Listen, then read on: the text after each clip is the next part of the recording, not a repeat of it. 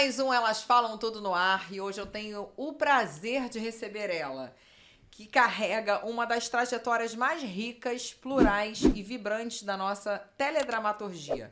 Ela que começou cedo, movida por uma intuição artística que sempre falou mais alto e ao longo dos anos deixou sua marca em produções que atravessaram gerações.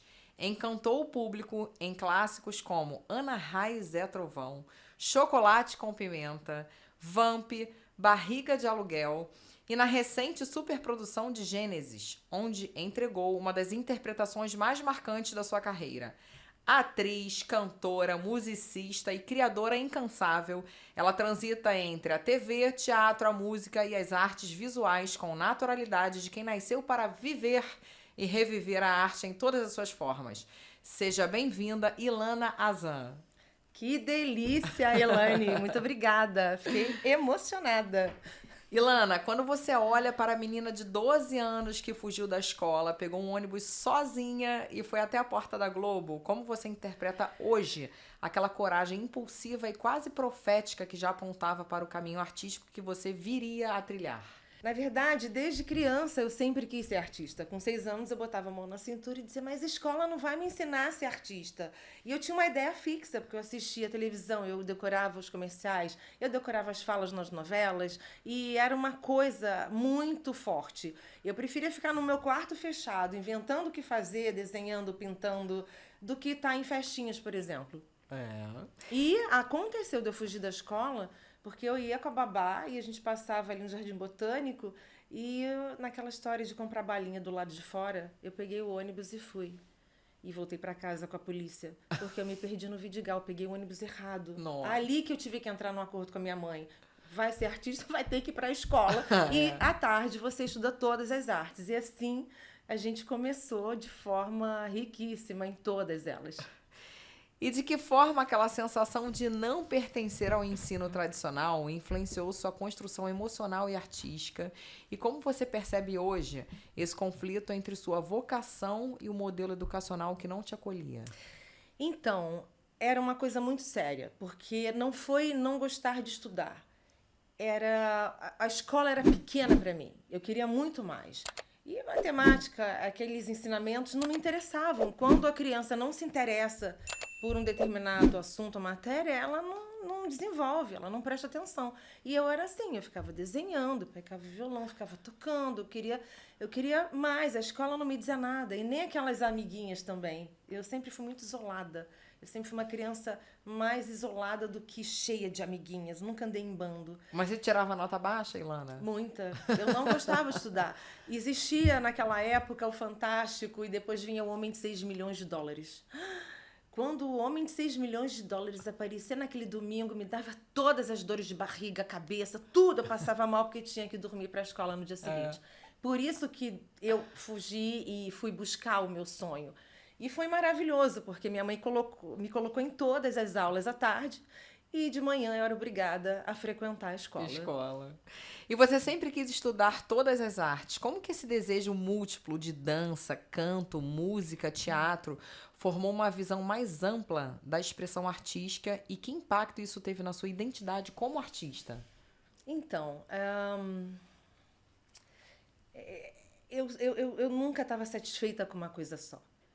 Eu sentia que eu tinha talento para isso, eu queria fazer aquilo e eu tinha talento para aquilo outro e eu queria desenvolver as minhas artes, o que me fazia feliz naquele momento.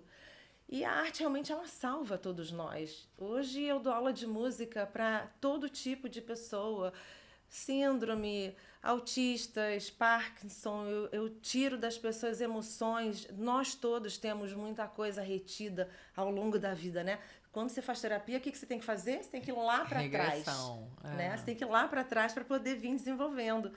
E foi assim uma tábua de salvação na minha vida, as artes, todas elas. Eu me sindicalizei cedo, estreiei no teatro o musical Verde Que Te Quero Ver, do Paulinho Tapajós e do Edmundo Souto. E fui ser feliz, descobri a minha vida. E aos 13 anos começou a estudar canto e mais tarde se formou na Escola de Música Vila Lobos. De que forma a disciplina musical ajudou a organizar sua mente criativa? Então, eu me formei na escola de música aos 38 anos, praticamente. Depois de ter feito muito show pelo Nordeste e muito erro, porque eu não sabia ler partitura e tinha problemas com divisão rítmica, que é um dos maiores problemas das pessoas na música. A música, ela é muito mais do que só música, ela é muito mais do que só o que você ouve. Ela está dentro da gente até no silêncio, porque ela arrepia, ela emociona, ela faz a gente voltar no tempo. E eu, como eu te falei, com 6 anos eu ficava tirando musiquinha no piano e eu fazia solfejo, eu cantava as notas. Então eu lembro que a primeira música que eu tirei foi uma de Natal, que fazia mi, ré, dó, ré, mi, fá, sol, fá, mi. E assim eu fui tirando as musiquinhas e solfejando sem saber que um dia eu viria dar esse tipo de aula. Vamos voltar, que no Elas Falam Tudo a gente também faz a regressão, igual terapia. Opa, adoro. Aos 17 anos, já sindicalizada, você entra no musical Verde que te quero ver. Como foi enfrentar um projeto tão grande e tão jovem? E quais foram as principais exigências emocionais e técnicas dessa estreia? Elaine, foi aí que tudo mudou. Porque foi a gente estrear o musical, em 2 meses estávamos estourados em projeto escola e fim de semana, porque tinha sido o especial da Globo 2 vezes. E o meu personagem no teatro era a Lua, onde a Beth Carvalho fazia na TV. Assim, todo o elenco, né, era diferente do teatro. Mas a gente estourou porque o musical realmente é muito lindo, fala do desmatamento, da poluição e toda a tristeza que os animais estão vivendo por conta dos humanos. Inclusive, já está aprovado na Lei Rouanet e o autor já me chamou para voltar 40 anos depois para esse personagem. Mas nessa peça eu estava no 2º científico, eu não quis mais voltar para a escola, eu descobri o caminho das pedras, eu já estava no teatro, eu já estava fazendo o que eu queria fazer. O quê ali? Eu já estava no Pinheiro Guimarães, já no final de carreira de estudo. Eu abandonei no 2º Pinheiro Guimarães é quem não queria nada, né? Quem não queria estudar ia para Pinheiro Guimarães. Fui eu. Só para falar, ai, gente, terminei meu 2º grau. Mas não terminei. E aí é que tá a grande coisa da minha vida. Eu vim terminar aos 56 anos. Sério? 58 anos. Eu terminei os estudos. Eu tive que voltar a estudar. Vai lá pra trás, terapia. E vamos lá, a personagem Lua, que você falou, inspirado em Beth Carvalho na Globo, marcou você artisticamente. O que essa construção representou para a sua transição? A Lua foi um personagem cantando, que eu descia do céu, abençoando um cacique com uma flor. Então foi uma cena muito linda, o ponto alto da peça, mas que me disse, Lana, é isso que você quer? E eu não olhei mais para trás, eu segui minha vida. E aí fui parar nas novelas e fui desenvolvendo e desenvolvendo. Na sua primeira participação televisiva mais estruturada, o que mais te surpreendeu sobre o ritmo, metodologia e exigência técnica da teledramaturgia naquele período? Olha, nós somos várias personalidades, né, Elaine? A gente veste um vestido, a gente se sente de um jeito. A gente coloca um pijama, a gente se sente de outro. A gente namora, cada hora nós somos uma. Nós temos várias. Os homens não, as mulheres têm várias personalidades. Sim, várias versões. Então, fazer um musical ou fazer uma participação, a gente dá vida ao personagem dando espaço para ele. A gente não pensa como a gente pensa. A gente tem que sentir o que o personagem está sentindo. Então, eu chamo isso de dar passagem para o personagem. E eu tenho muita tranquilidade com isso, porque eu faço os meus personagens trazendo emoções. Então, acabou aquilo ali? Vamos pro próximo. Ilana, como é que ficou? É aquela coisa... E eu me emociono, eu choro vendo cena, eu sinto tudo como se eu não fosse eu. É um pouco inexplicável, mas é incrível. Você passou também por produções que marcaram época, como Vamp, Barriga de Aluguel, Lua Cheia de Amor e Chocolate com Pimenta. Qual foi para você o maior desafio de atuar em histórias tão diferentes sem perder sua identidade artística? Foi incrível, porque cada convite para uma participação eu ia tão feliz, eu agarrava com unhas e dentes. Foi uma época muito boa da televisão pra gente, viu? Fui muito feliz. Onde novela era muito forte. Nossa, né? Eu só tenho coisas maravilhosas para lembrar da Globo, da Manchete. Eu não tenho nada para falar, além de que foi simplesmente incrível. Todas as minhas participações eu guardo no meu coração, na minha lembrança e hoje no Google, né? Porque hoje a gente pode expor também. Tá lá registrado. Tá registrado.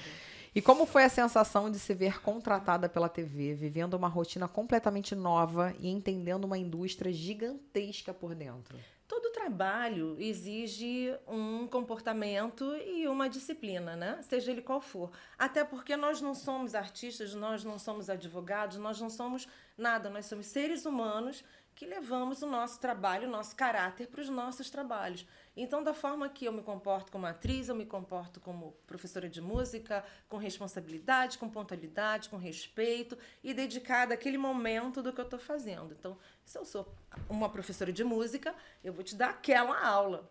Se eu sou uma atriz, eu tenho que fazer bem aquele trabalho. Se eu vou fazer um show, eu tenho que estar preparada para entregar tudo para vocês, não é? Porque a arte não é nossa. Depois que ela sai da gente, ou falando, ou numa tela pintada, ela é do mundo, né? E eu acho que o artista, ele nasceu para fazer todo mundo feliz. Não tem nem lugar no meu coração para coisa ruim. Se eu fico zangada com alguém, sai, que isso não é meu.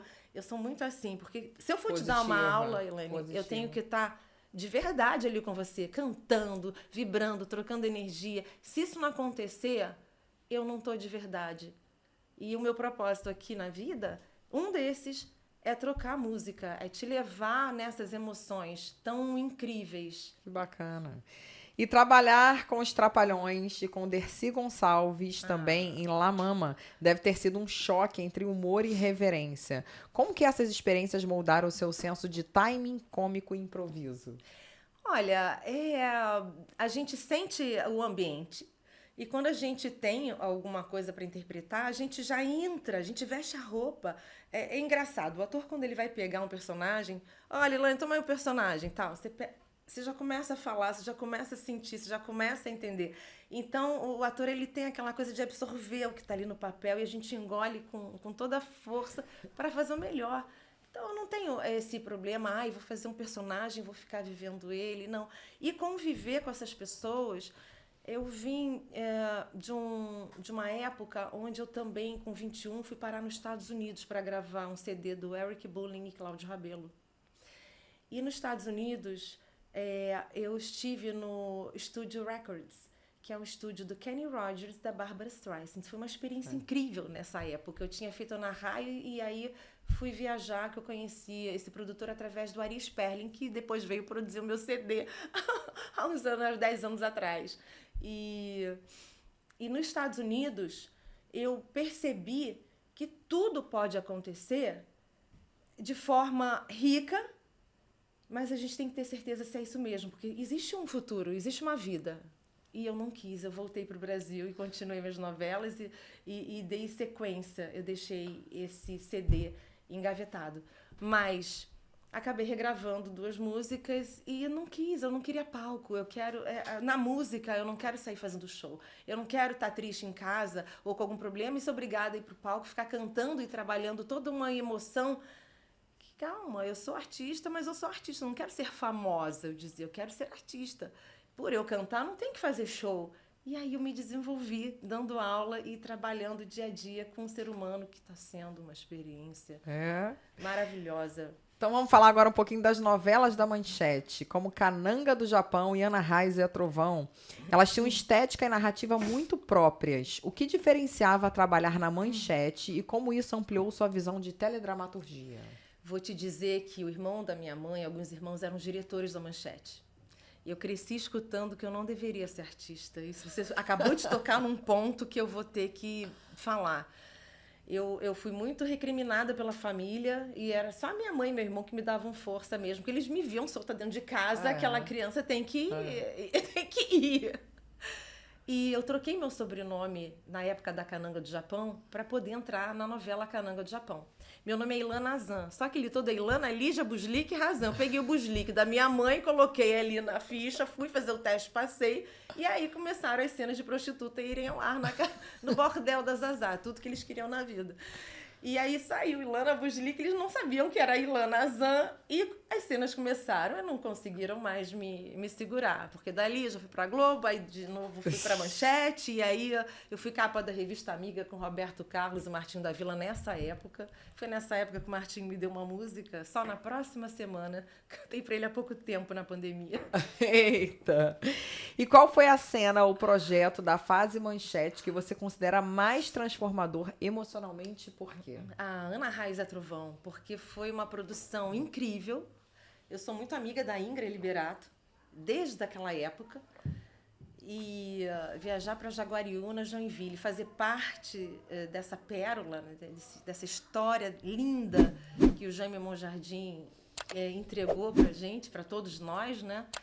Foi, nossa, olha eu aqui babando, eu aqui emocionada. Todos os meus personagens, todas as novelas todas as novelas que eu participei, eu tenho um carinho especial, todas têm história. Por exemplo, na Barriga de Aluguel, eu fiz uma pombagira, fiz uma crente e recebi uma pombagira na igreja. Lá fui eu pro Centro Espírita lá saber como é que eu ia fazer minha pombagira. Eu tava feliz que eu ia fazer a pombagira. Eu sou judia, então olha só, a minha vida é uma loucura, porque eu sou totalmente livre de cabeça. Eu acho que a nossa liberdade para viver e para tomar nossas atitudes, ela é muito, muito importante. Então, Ana Rai foi um presentaço de uma amiga que fez parte da produção e todas as outras participações. E você teve também um relacionamento com o Nido Pedrosa, percussionista pernambucano, onde você viajou em turnês pelo Nordeste, viveu uma rotina musical intensa como cantora. Isso. Conta um pouquinho aí pra gente essa fase. Então, eu conheci o Pedrosa em São Paulo. Eu faço locuções, jingles. Eu fiz um jingle da... olha, a VASP, eu não fale por minha causa não, mas uma das últimas vozes da VASP era minha. Quer ver como é que fazia? Fala. Vou e VASP, vou e VASP, vou e VASP, nas asas da VASP no ar. Claro que, eu tô tímida fazendo isso aqui, mas isso era uma das coisas muito que a bom. gente fazia. E aí eu fazia jingles também, fiz disco erótico, fiz várias coisas. Disco erótico, teve vários comerciais em São Paulo e um deles eu fazia assim com a voz. Eu passava um sax,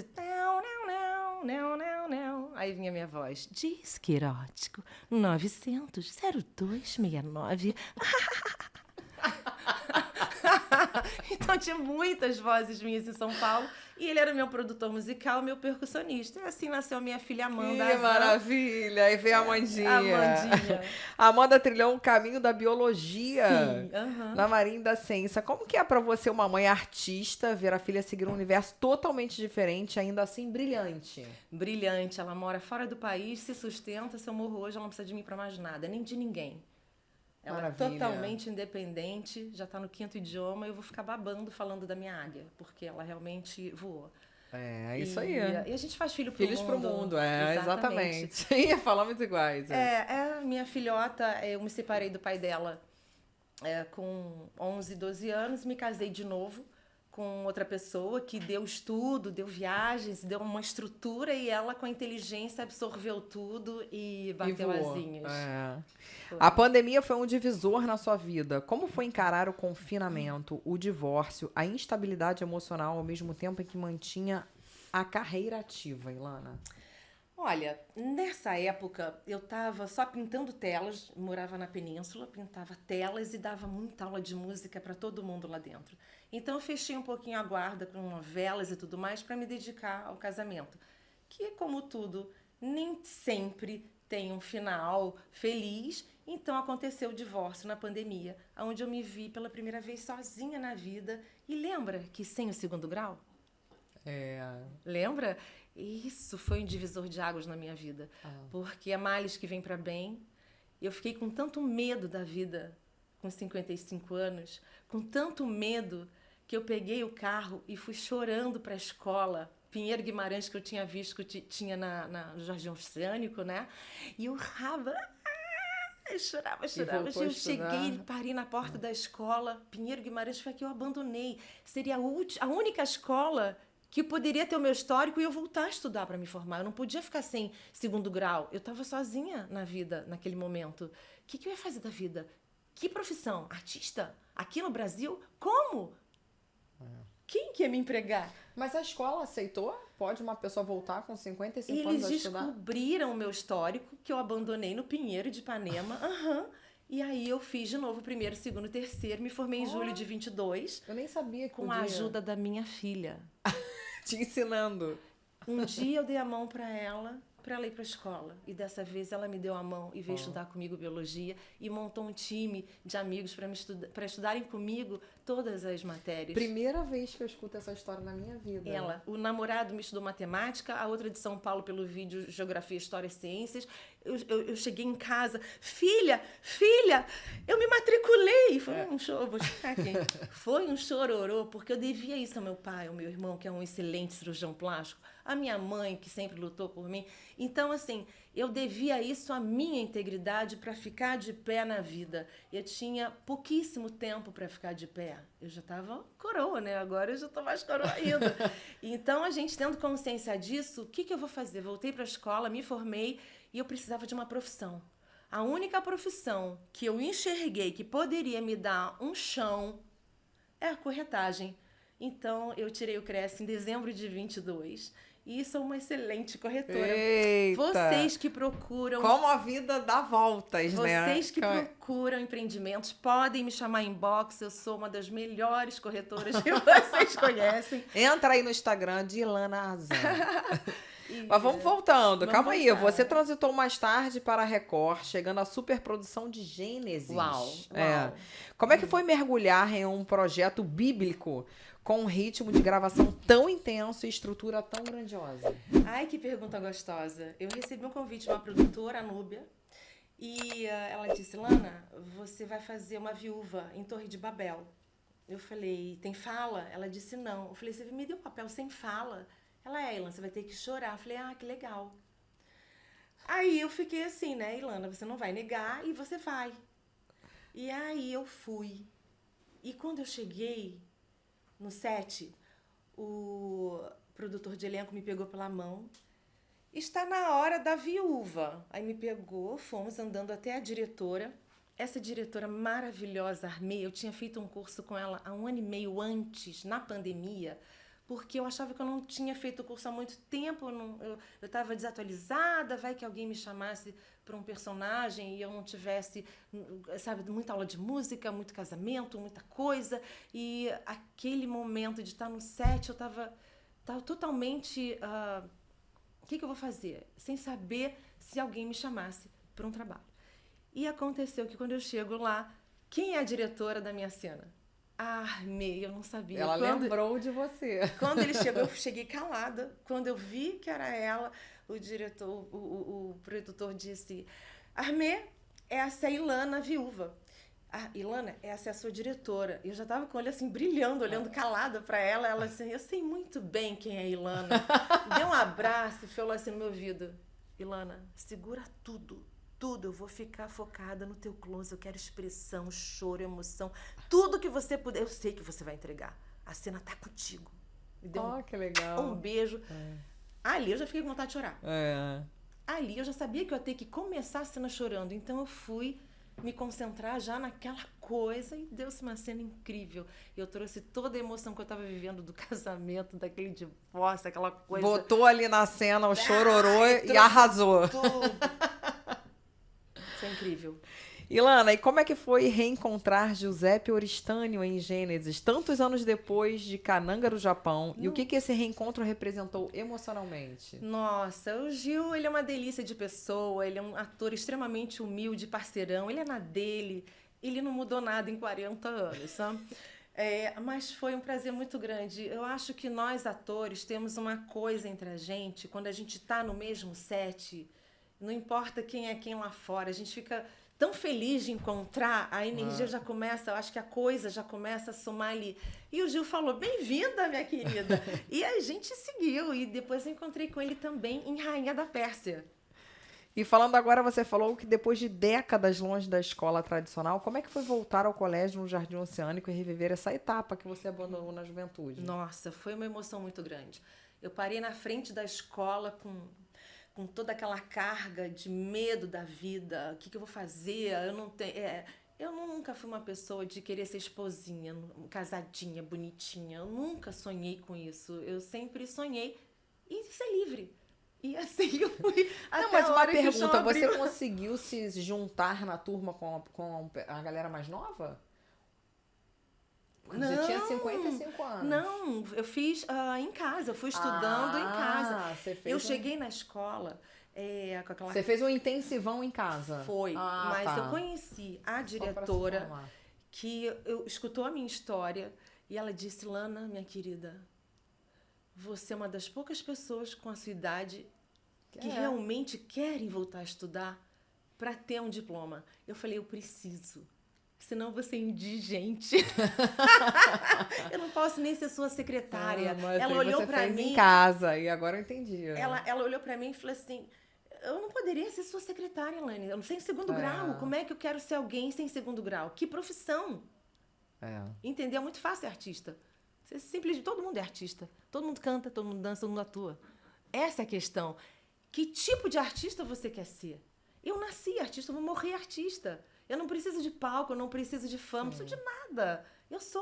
Eu sou muito feliz por isso, porque eu consegui passear e transitar por tudo que eu quis. Agora eu sou corretora. Agora então vamos lá. Falou que em dezembro de 2022 você tirou o seu Cresce, né? E se torna corretora imobiliária. Como é que foi ver-se formalmente inserida em um novo mercado profissional depois de tanto tempo na arte? Nossa, eu tomei muita, pode falar porrada? Eu tomei muita e continuo tomando, viu? Porque você tem um comportamento de você ser você em qualquer lugar, como artista. Sim. No mundo corporativo, você tem que ter uma pose, uma postura. Não pode falar com um corretor, com um cliente que você conhece. Tem uma competição bizarra. Mas eu não faço parte dessa competição. Porque cada um é um. Eu tenho meu espaço, meu lugar no sol, assim como eu tenho na música, em qualquer coisa que eu queira fazer. Quero ser só manicure, eu tenho meu lugar no sol. Não existe competição para mim. Isso está dentro da insegurança de cada um. E eu não tenho isso. Eu sou segura, eu quero fazer. Até porque hoje você trabalha com empreendimentos na planta e busca terrenos para grandes construtores. Sim. Que habilidades foram fundamentais para você se destacar tão rápido nesse mercado competitivo? Eu acho que o meu network falou mais alto. Sim. Foi eu postar, gente, virei corretora. E comecei a postar vídeo.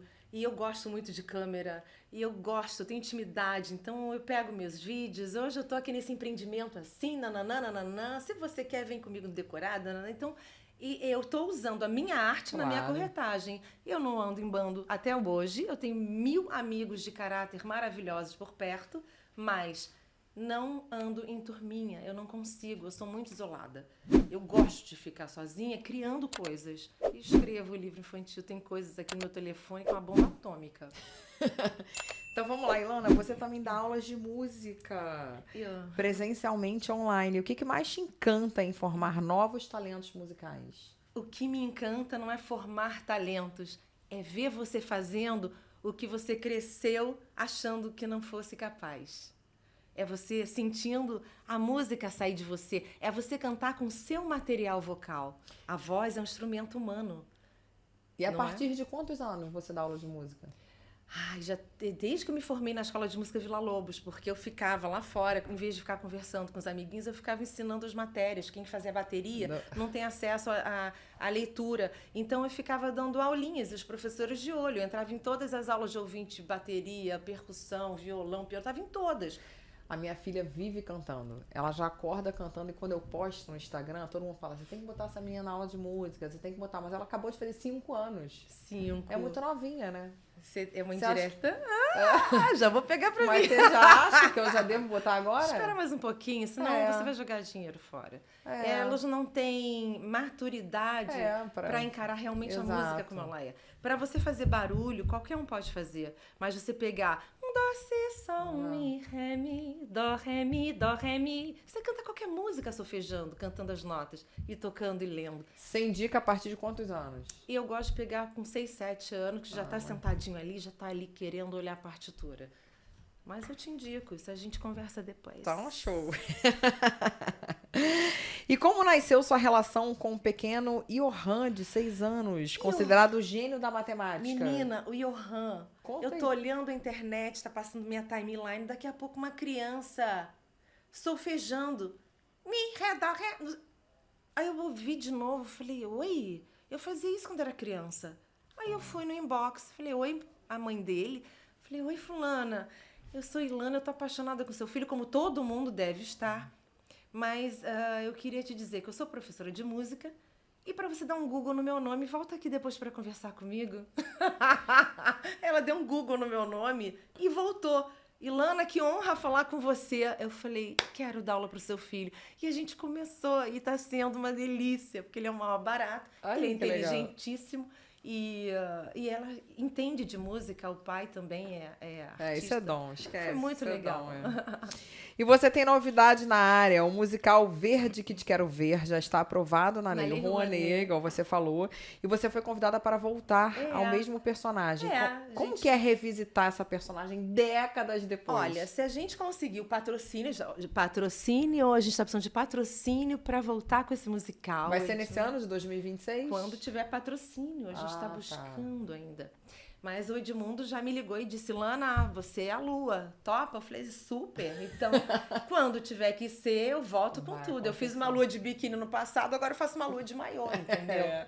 Tá tudo isso bem. aí, com um 60 linda, cheia de energia. Obrigada.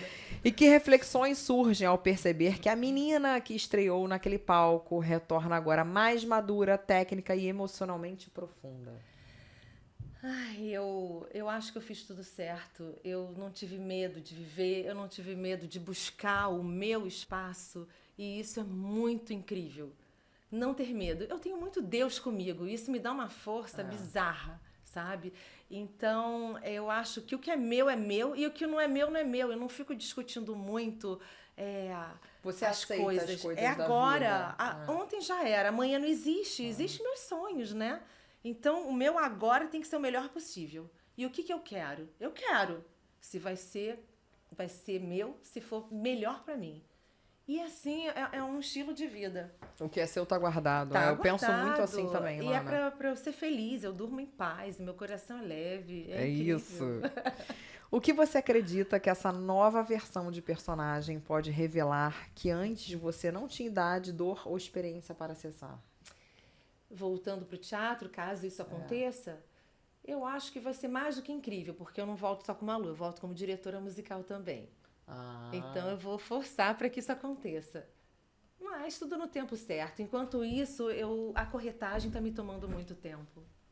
E você celebrou 60 anos em dezembro, agora, de 2025, como capa de revista.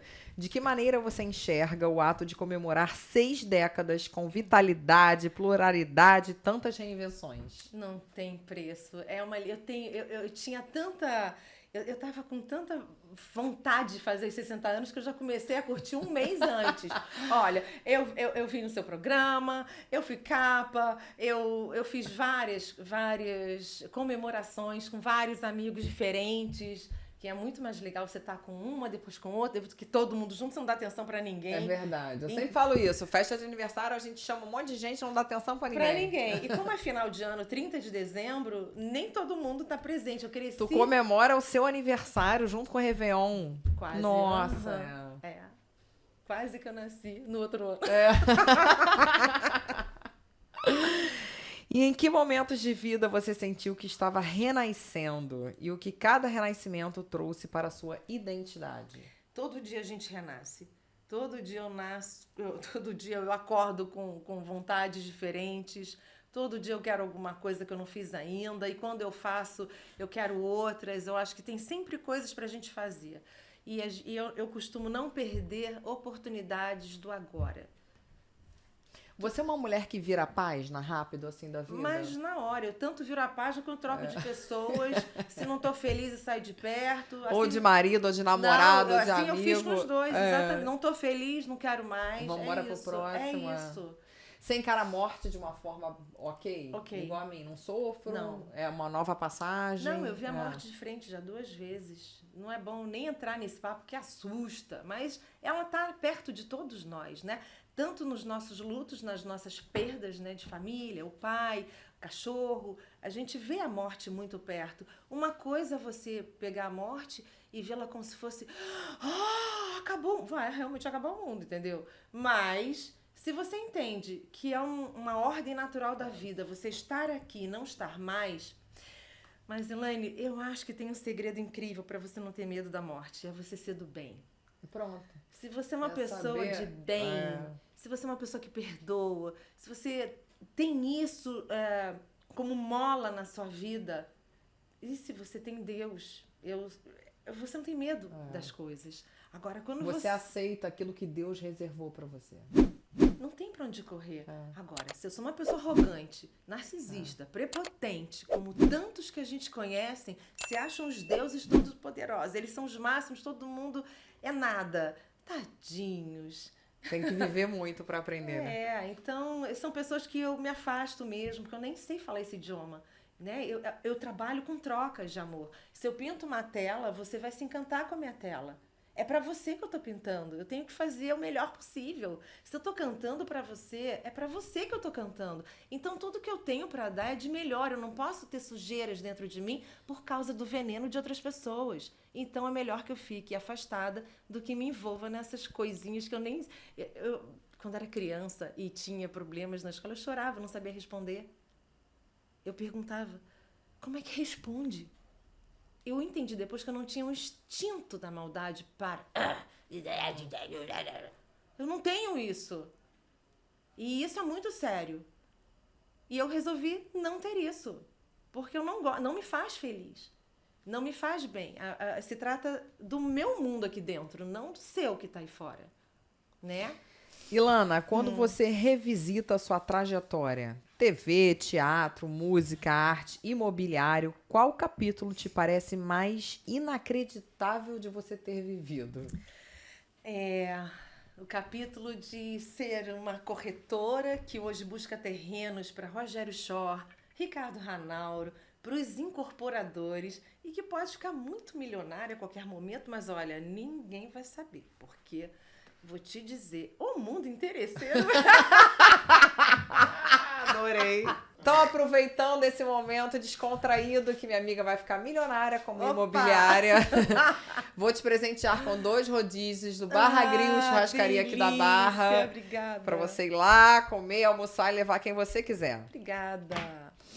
E vamos lá, como você lida com o fato de ter participado de produções que marcaram gerações, mas que às vezes não têm o devido reconhecimento popular? Essa é a parte triste da história, quando a gente está esperando alguma coisa do outro lado. Então existe a situação de eu fazer, porque eu amo e estou muito feliz atuando e não estou esperando nada de fora, em troca, do que eu ficar esperando a reação das pessoas. E eu sou muito assim, eu faço pra você, mas eu não espero igual de você, porque você não vai me dar. Deus manda outras pessoas muito melhores para resolver aquele problema meu do que você resolveria. E isso não quer dizer que em outro momento você não vai estar perto. Então eu não espero nada de ninguém. Eu faço o que está ao meu alcance. E assim foram as novelas e são todos os meus trabalhos e eu passeio por tudo. Eu sou muito apaixonada por tudo. Se você pudesse voltar no tempo e conversar com a Ilana adolescente, o que você diria sobre coragem, rebeldia e intuição artística? Eu diria, Ilana, tudo de novo, tudo de novo. Mas tu era rebelde? Muito. Era? Rebelde de... Só o fato de não querer estudar. Eu era, rebelde porque eu sou capricorniana teimosa, entendeu? Mas não fui rebelde, nunca... fiz maldade, nunca entrei nessas coisas Não, eu não tinha nem tempo. Não, mas imagino que teus pais deviam sofrer, de falar, a minha filha não quer ir pra escola. Não, os dois. Meu pai tinha 20 anos mais velho que minha mãe, meu pai tinha idade pra ser meu avô, ele ficava louco. Tu apanhou? Não apanhei, porque eu nunca fui de agressividade. Eu acho que a criança que apanha, ela às vezes leva alguém à loucura. Mas eu tinha babá, então eu fui muito tranquila, eu era muito tranquila. E você adotou a pintura como um novo hobby. Quando você cria uma tela, qual o processo interno?